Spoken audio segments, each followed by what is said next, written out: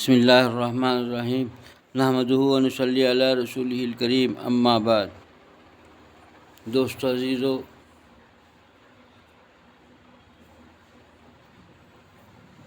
چاہے انسان اپنے وجود میں یا پھر اپنے گھر کے اندر یا معاشرے کے اندر یا شہر کے اندر یا پھر اس ملک کے اندر، جب تک عدل و انصاف نہیں ہوگا سکون و چین نہیں پا سکتا۔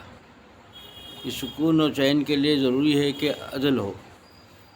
انسان اپنے وجود کے اندر غور کرے کہ عدل کرے گا تو راحت عافیت میں رہے گا۔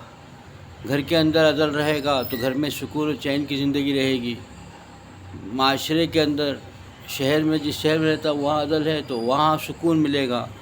معاشرہ جس معاشرے میں رہتا ہے اس معاشرے میں عدل و انصاف ہے تو وہ معاشرہ بڑے چین و سکون زندگی گزارے گا۔ اور جو ملک رہ رہا ہے اس ملک کے اندر عدل و انصاف ہوگا تو وہاں چین و سکون کی زندگی آئے گی۔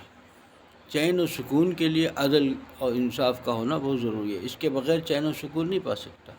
اسلام میں سب سے زیادہ عدل و انصاف کے لیے بہت زور دیا ہے۔ عدل و انصاف اسلام کی بنیادی تعلیم ہوئی ہے عدل و انصاف کی۔ اس کے اندر کوئی قید نہیں، چاہے غیر کے ساتھ معاملہ ہو تو بھی عدل و انصاف کرے۔ حضور اکرم صلی اللہ علیہ وسلم نے جو بشارت دی ہے کہ قیامت کے دن جو عرش کا سایہ نصیب ہوگا اس میں سب سے پہلے جو ہے عادل بادشاہ جو کہا ہے کہ وہ اس لیے کہ سب سے پہلا نمبر جہاں پر کوئی سایہ نہیں ہوگا، صرف عرش کا سایہ نصیب ہوگا۔ کس کو ملے گا؟ جو نمبر 1 میں جو بتایا، عادل بادشاہ۔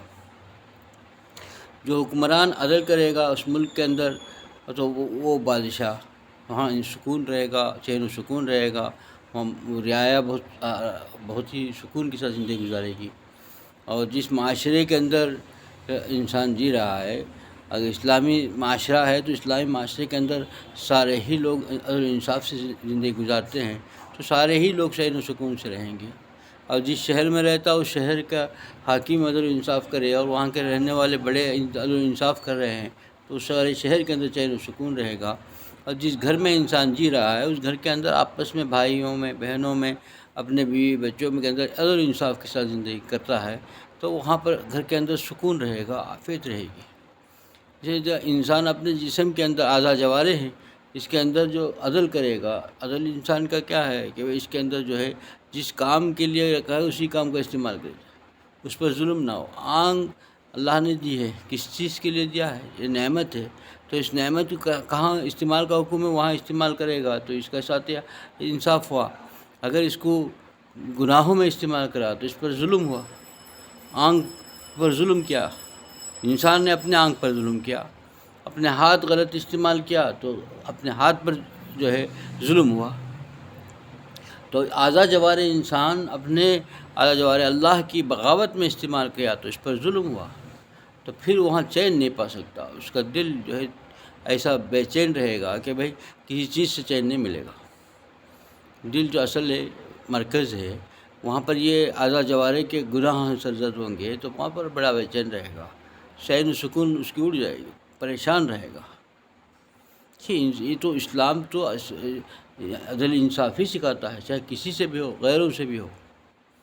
حضور اکرم صلی اللہ علیہ وسلم کی خدمت میں ایک شخص حاضر ہوا، وہ منافق تھا، وہ پکا منافق تھا، مسلمانوں جیسا بھیس بنایا ہوا پھر رہا تھا۔ اس نے ایک ایسا معاملہ ہوا جو یہودی کے ساتھ اس نے ظلم کیا تھا، تو وہ معاملہ لے کے جا کے حضور اکرم صلی اللہ علیہ وسلم کے پاس پیش کیا۔ وہ سمجھا کہ یہودی تو اس کے دشمن ہیں تو یہ معاملہ کیا کرتے ہیں دیکھیں گے، جا کے پیش کیا تو حضور اکرم صلی اللہ علیہ وسلم نے زبان نبوت سے یہ فیصلہ دے دیا۔ وہ فیصلہ جو ہے یہودی کے حق میں دیا۔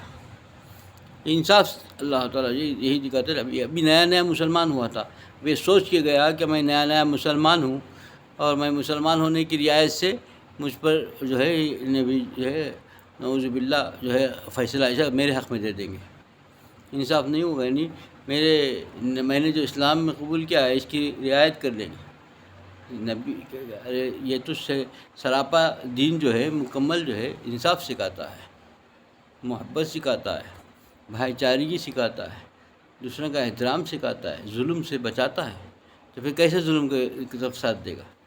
حضور صلی اللہ علیہ وسلم نے اس یہودی کی طرف کر دیا تو باہر نکل کے اس نے سوچا کہ عمر رضی اللہ عنہ جو ہیں یہودی کے نام سے ہی آگ ببولا ہو جاتے، ان کا خون گرم ہونے لگتا ہے یہودی کے نام سے۔ میں ان کے پاس جا کے جب پیش کروں گا یہودی کا معاملہ تو ضرور جو ہے میرے حق میں کر دیں گے۔ یہودی کا نام سے ہی بولتے، یہودی کی طرف سے میں مقدمہ وہاں پیش کروں گا تو میری طرف سے جو ہے میری طرف ہو جائے گا، کیونکہ یہودی کو تو ہوتا ہی نہیں، نام ہی ان کو گوارا نہیں ہے، تو پھر فیصلہ ان کے پاس کیسے ہوگا۔ یہ سوچ کر ان کی خدمت میں پہنچ گیا، اور جب ہے عمر رضی اللہ عنہ کی خدمت میں پہنچ کر کے جو مقدمہ پیش کیا یہودی کے خلاف میں، تو عمر رضی اللہ عنہ نے پورا معاملہ سننے کے بعد اپنا فیصلہ بات کرنے سے پہلے یہودی نے بیچ میں کہا کہ ایک بات یہ بھی سن لیجئے کہ ہم پہلے حضور صلی اللہ علیہ وسلم کی خدمت، تمہارے نبی کی خدمت میں حاضر ہو کے آئے ہیں، انہوں نے میرے حق میں فیصلہ دے دیے، پھر یہ سننا نہیں یہاں آیا ہے۔ انہوں نے کہا کہ اچھا تو آپ وہاں ہو کے آئے؟ کہا کہ ہاں ابھی ہم جو حضور صلی اللہ علیہ وسلم کی خدمت میں، آپ کے نبی کی خدمت میں گئے تھے، انہوں نے فیصلہ میرے حق میں دیا، یہ یہاں آیا ہے۔ اندر گئے، اندر جا کر کے تلوار لے کے آئے، تلوار لے کر آ کر کے وہ جو مسلمان تھا اس کو سر اڑا دیا، منافق تھا منافق مسلمان جو تھا اس کو جو ہے سر قلم کر کے اڑا دیا۔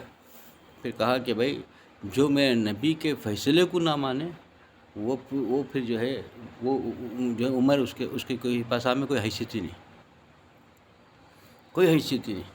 اب سارے منافقین جو تھے انہوں نے یہ بنڈورا پیٹ دیا کہ عمر نے ایک مسلمان کو مار دیا۔ اب منافقین تھے ہی اسی کے برادری کے تھے، اور تو اسی کی ذہنیت کے، اسی خیالات کے تھے، وہ بھی منافق تھے۔ تو سورے مدینے کے اندر چرچا کرتا ہے کہ عمر نے ایک مسلمان ہی کو مار دیا، کہا اسلام لائیں گے، عمر جو ہے ہم پر ہی ظلم کرے، مسلمانوں پر ہی ظلم کرے۔ تو اللہ تعالیٰ نے آیت اتاری، آیت میں ہی بتایا کہ اللہ نے بتایا، حقانیت کو ظاہر کر دیا کہ وہ جو مسلمان نما یہ منافق تھا وہ اصل میں غلط تھا، یہودی صحیح تھا۔ اس پر آیت اتاری اللہ نے ساروں کو بتانے کے لیے۔ یہ تھا کہ بتانے کے اسلام کا طریقہ وہ ہے۔ آج ہم پریشان ہیں، اس لیے پریشان ہیں کہ ہمارے گھر کے اندر ہم انصاف نہیں کرتے، ہم اپنے جسم سے انصاف نہیں، آدھا جواروں سے ظلم ہو رہا ہے، آدھا جوارے جو ہے اللہ کی نافرمانی میں استعمال کرتے ہیں، تو پھر ہم کو چین کیسے نصیب ہوگا؟ ہمارے گھر کے اندر جو ہے ظلم ہو رہا ہے، بڑوں چھوٹے کے اندر انصاف نہیں کر رہے ہیں، بھائی بہن کے اندر انصاف نہیں کر رہے ہیں، تو یہ جب انصاف نہیں کریں گے تو گھر جہنم نما ہو جائے گا، گھر نہیں رہے گا، سکون کی جگہ نہیں رہے گی۔ وہ گھر نما تو رہے گا، گھر کی جو چیز ہے سکون ملنا ہے وہ سکون نہیں مل سکتا۔ اور ہمارے معاشرے کے اندر کیا ہے دیکھیے کہ معاشرہ، مسلمانوں کا معاشرہ جو ہے بہت اتنا جھوٹ مکر اور ظلم کا ساتھ، انصاف کا ساتھ دینے والا بھی نہیں ہے، ظلم کا ساتھ دینے والا، پھر کہاں اس معاشرے کے اندر سکون رہے گا؟ سب پریشان بے چین ہیں، کیونکہ اصل چیز جو تھی، روح جو تھی، اسلام سکھاتا کیا ہے اور کر رہے کیا رہے ہم؟ اب سارے مسلمان لوگ جو ہے اپنے ہی برادری، اپنے ہی لوگ یہ ایک دوسرے پر ظلم کر رہا ہے، ایک دوسرے کے پر جو ہے ناانصافی کر رہا ہے، انصاف کا نام نہیں ہے۔ حاکم کے پاس جاؤ وہ ناانصاف، قاضی کے پاس جاؤ وہاں پر جو ہے جانبداری، طرفداری کسی اور کی طرف، تعلقات پر بات چیت ہو رہی ہے، تعلقات پر فیصلے ہو رہے ہیں، تو پورا معاشرے کے اندر یہی حال رہا تو پورا معاشرہ جو ہے سکون و چین سے کرب سے کہاں سے کرب کی زندگی گزارے، پریشانی زندگی گزارے گا۔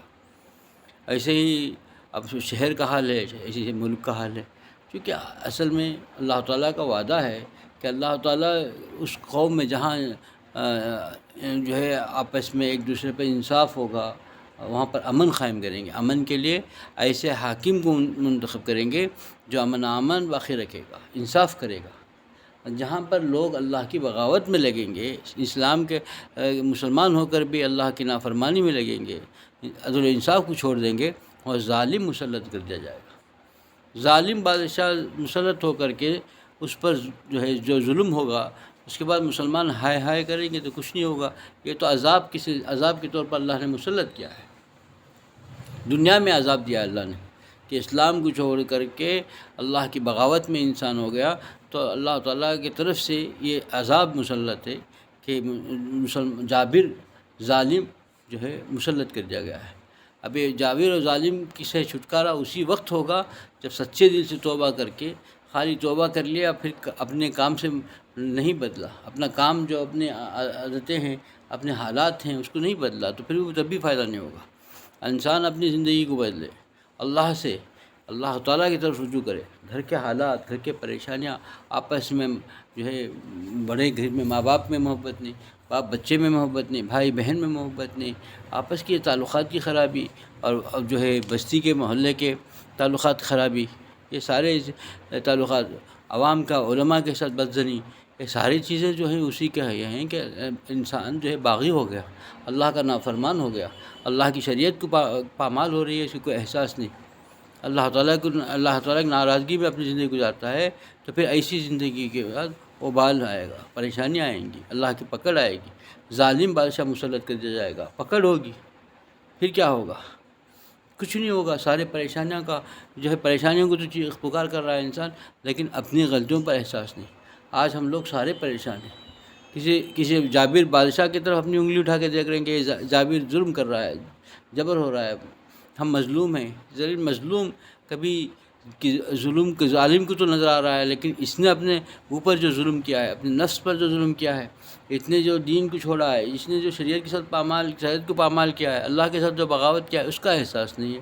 تو پھر کیسے اللہ کی مدد آئے گی؟ جب تک کہ سچے دل سے توبہ کر کے اللہ کا بن کر کے اللہ کا بنے گا نہیں، سچے دل سے اپنے گناہوں سے توبہ نہیں کرے گا.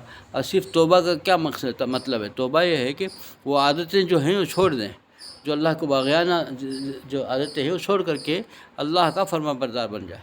توبہ تو کر لیتا ہے، توبہ کر لیتا ہے، استغفار بھی پڑھ لیتا ہے، لیکن عادتیں نہیں چھوٹ رہی ہیں.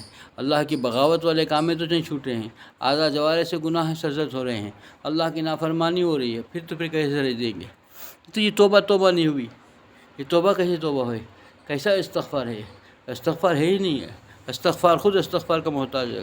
یعنی یہ وہ ایسا ہو گیا کہ استغفار کر رہا ہے، لیکن استغفار اس پر استغفار کر رہا ہے کہ بھائی گناہ نہیں چھوٹ رہا ہے، نافرمانی نہیں چھوڑ رہا ہے، اللہ کی بغاوت نہیں چھوڑ رہا ہے، پھر استغفار بھی پڑھ رہا ہے. پھر کیا ہے؟ کیسا ہے؟ بھائی سچے دل سے توبہ کرے، اپنے گناہ کو گناہ سمجھے، اللہ کی نافرمانی جو کر رہا ہے اس نافرمانی سے باز آئے، خدا کا خوف کرے. خدا کا خوف ضروری ہے، یہ کرے گا تبھی ہوگا. یہ اسی کے لیے اللہ والوں کی مجلسیں ہیں، اللہ والوں کے پاس جانا ہے کہ اپنے اندر خشیت پیدا ہو جائے، اپنا دل نرم ہو جائے، اللہ کی طرف رجوع ہو جائے.